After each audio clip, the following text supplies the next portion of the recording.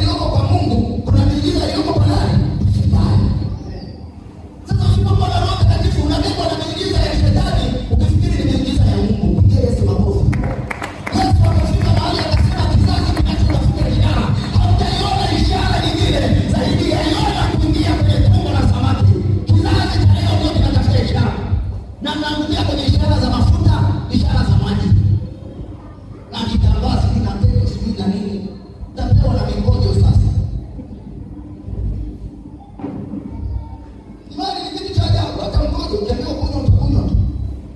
Maana wapumbavu ndio wanaomezwa. Watu wangu wanaangamizwa kwa kukosa nini? Elimu. Sema nini? Amen. Kwani hapo mnaodanganya sikii maji sikii nini? Neno la Mungu kuokoka ndio muujiza mkubwa kuliko miujiza yote. Maana kama kuna kitu ambacho kimeshindikana katika wote ni wokovu. Tuoringa nao. Lakini kama ni miujiza bora upande mwingine pia inatendeka. Lakini si kwa uwezo wako, si kwa uwezo wa Roho Mtakatifu. Sema amen. Amen. Mimi nazungumzia habari ya Roho Mtakatifu. Kwa hiyo Paulo na Apolo wakakutana. Na kuna mahali pia anazungumzia Kefa. Anasema pia wengine wanasema mimi ni wa Kefa. Wengine mimi ni wa Apolo. Wengine mimi ni wa Paulo. Je, Kristo amegawanyika? Jitu lililokuwa limejaa Roho Mtakatifu. Sasa ni wako vinatofautiana, lakini wewe ni mwanafunzi wa Yesu. Ndio wangu tu nisomee.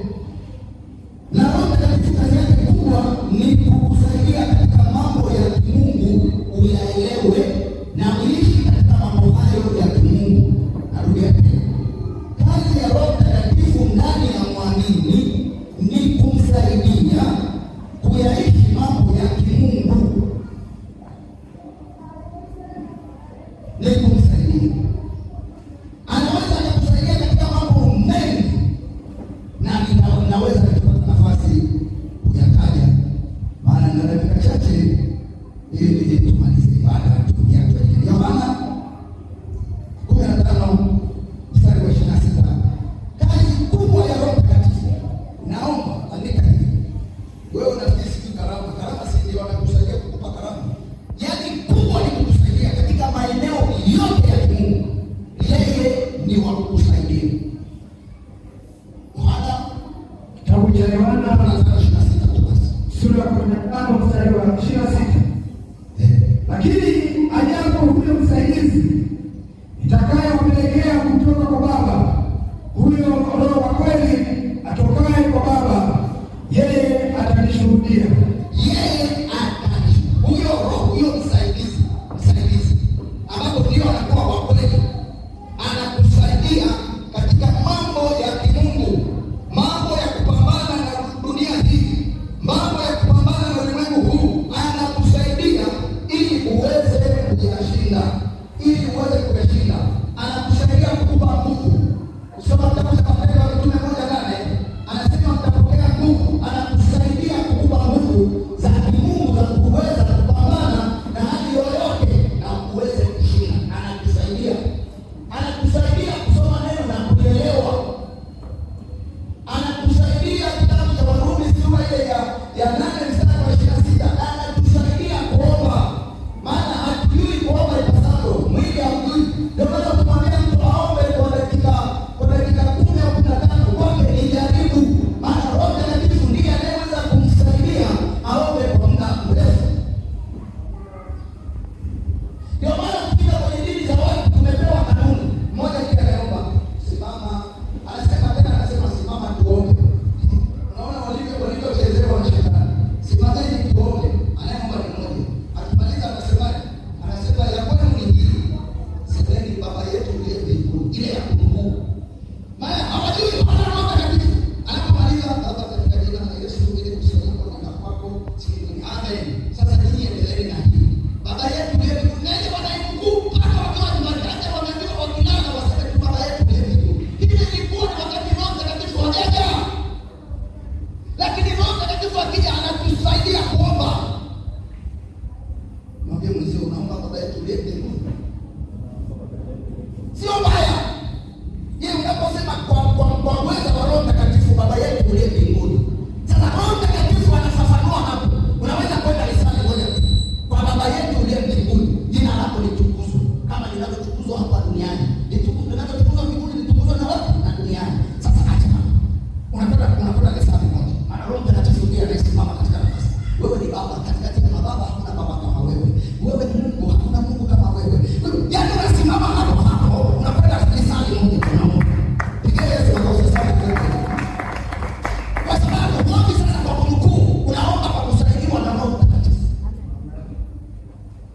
Sema amina. Lakini usipokuwa na Roho Mtakatifu, Baba, katika jina la Yesu. Ndio maana kuna tunda moja linaitwa kiasi. Na kama lile tunda lisije kuwepo, mtu ndio amejazwa Roho Mtakatifu, hata ukimpa kuombea chakula iseme unakesha. Yaani wewe unangojea ule mwenzio huko ananena kwa lugha hii kama Baba katika jina la Yesu nakemea washidoni walioko kwenye chakula. Na ndio wale mmepita kwenye mikono mingi, hata hizo pesa zime wale tuache tule kimaliza mimi nimeshashiba. Ndio kama kuomba kwenu. Sasa usipe tu kuombea chakula. Tapata shida. Kama unajaa mimi nakwambia wacha yatatirika umeambiwa fungeni macho tuombe.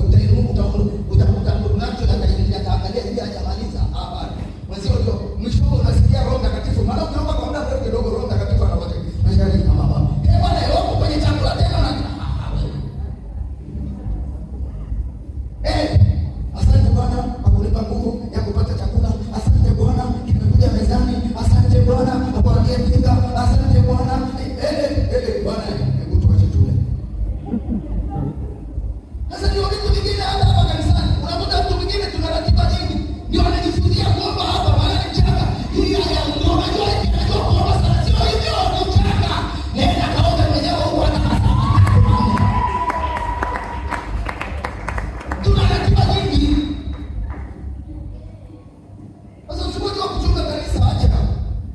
Bwana fikiri mwenzio ni kweli amejazwa. Ni kweli lakini sasa kuna tunda linaloitwa kiasi. Ile kiasi ni mambo ambapo ufike mahali ambapo yeye anakupa kiasi hapa ni kiasi. Hapa nenda poromoko tu. Nenda mlimani kajifungia kwa porini. Omba kuanzia asubuhi mpaka kesho asubuhi. Amen. Sio kuonyesha mshow wakati tuna ratiba nyingi. Tunangojea tuende kwenye semina ya ndoa wewe hapa mbele yeye na tunasema Bwana anataka kusema mimi nakuambia hapa na jamaa sasa twende kwenye ratiba nyingi.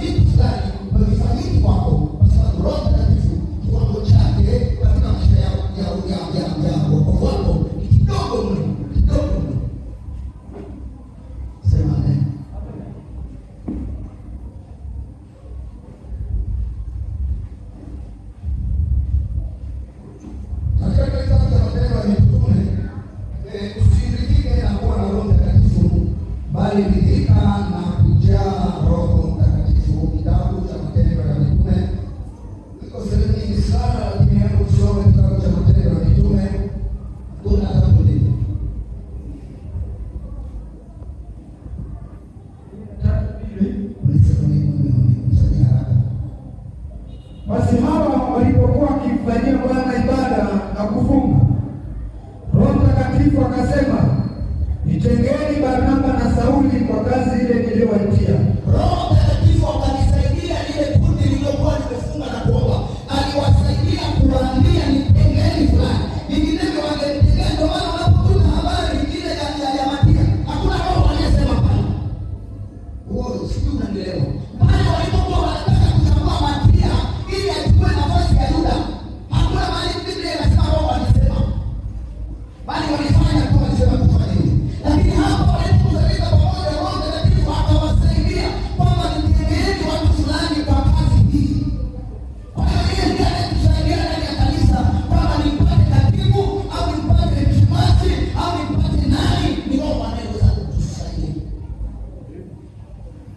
Sema amen.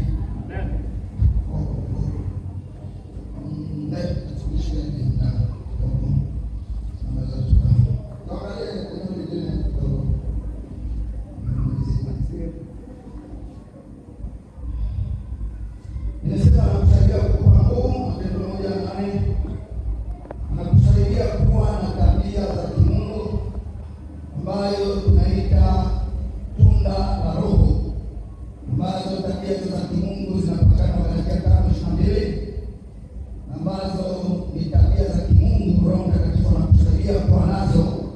Kwa maana unakuta kwamba Roho Mtakatifu akiwa hafifu kwako, utakuwa na tabia mbili tu za kimungu, lakini zingine zote makuswa na hasira.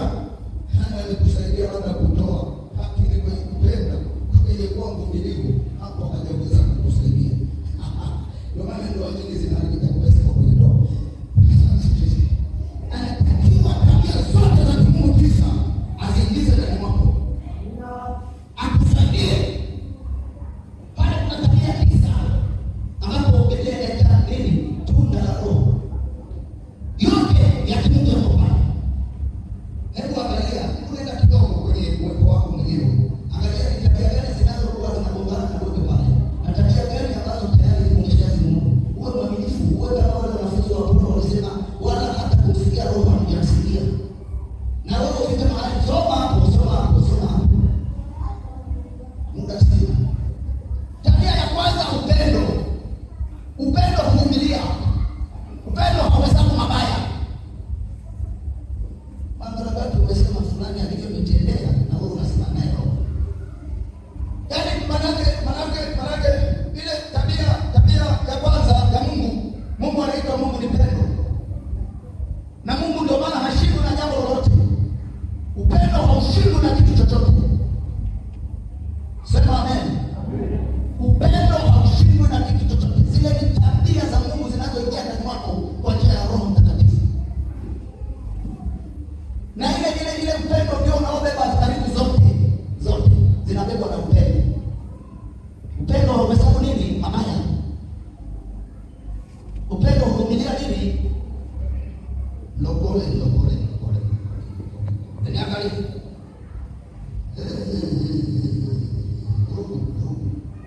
Chungaji, unasikilisha kwa kuambia anapotolea mistari kweli. Anasema hivi, siku moja mbili tatu mwenzangu amenikosea, ukimwambia ndio hata nikosea 7 mara 70. Mchungaji huyo ni Yesu, kwani ni Yesu? Ndio wale huyo ni Yesu, mimi sio Yesu. Ukimwambia hapa ndio kwamba msamehe salama, huyo ni Yesu, mimi sio Yesu. Sasa kama sio Yesu wewe, basi wewe wa shetani. Halafu tunakana wewe hapa ndani tukifikiri tuko na Yesu, kumbe tuko na shetani. Yaani kuna shida kutatua migogoro ya watu kwa Mungu. Ambao wanaongea na kiroho ni kidogo, kuna shida. Wewe unafikiri kwa nini Paulo alitatua migogoro ya watu kule Korinto? Akafika wakati akachoka. Hivyo alichosema amani ya Kristo iamue moyoni mwako. Kwamba uendelee kuwa na huyu mke au wachane naye, amani iamue.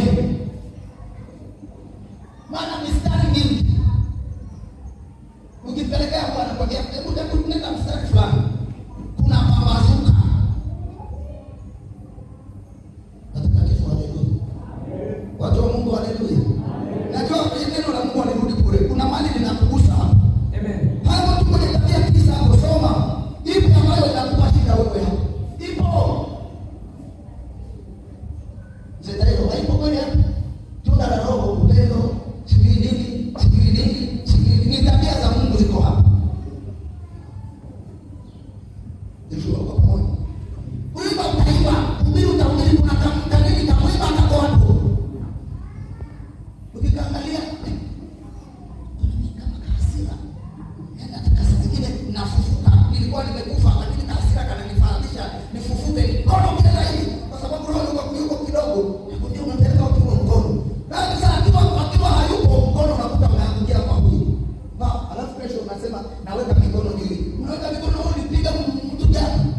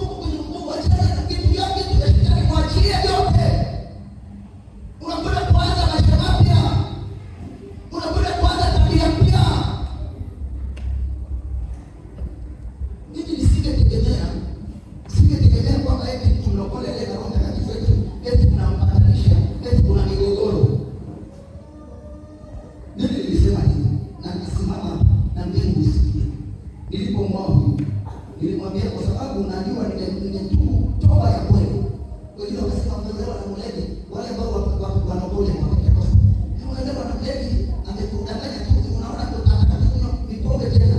Na hapo ndio walipo nikasikia akasema wala sitarudi tena. Ili nani wananisema sirudi. Kwa hiyo wao nilisaidia kuendelea na Mungu. Maana wakati wanaona mimi pombe usiku. Wanasema sasa ndio wananiingia wanaingia kutoka hai. Nikiingia tu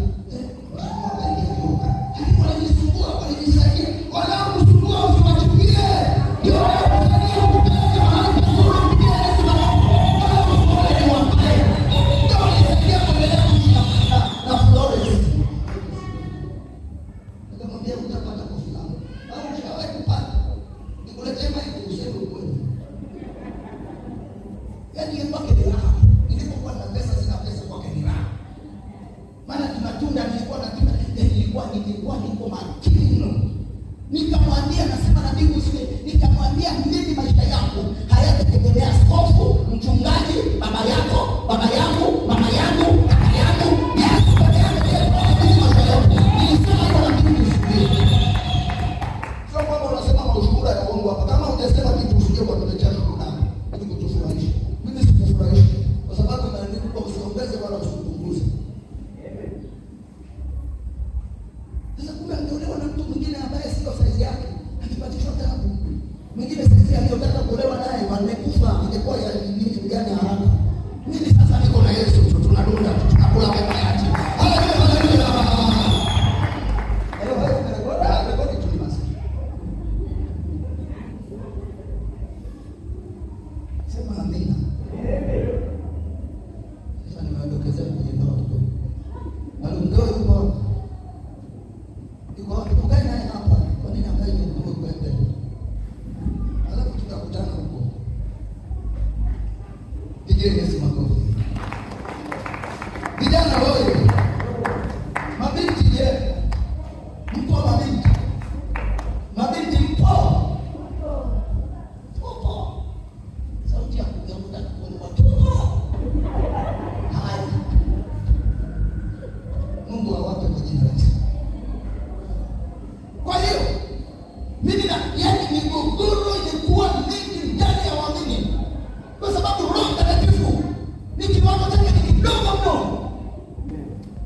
Wewe unafikiri kwa kwaya na kusuluhisha migogoro, sijui kwa nini unasuluhisha ili inatoka wapi? Uko kwenye ngazi za juu, migogoro ipo. Kutafuta vyeo. Mimi Bwana wachukue vyeo waniachie Yesu. Yesu ndiye aliyesababisha leo na furaha. Sio cheo kinachosababisha leo na furaha. Wala sio cheo kinachosababisha niendelee kuishi maisha ya Mungu. Bali ni kwa sababu Roho Mtakatifu anashuhudia pamoja na roho yangu kwamba Yesu yupo ndani mwangu na nimetubu toba inayoleta matokeo. Mimi usije ukakosana na mimi ukafikiri jua linazama eti bado niko ndani yangu. Utakuwa umekosea.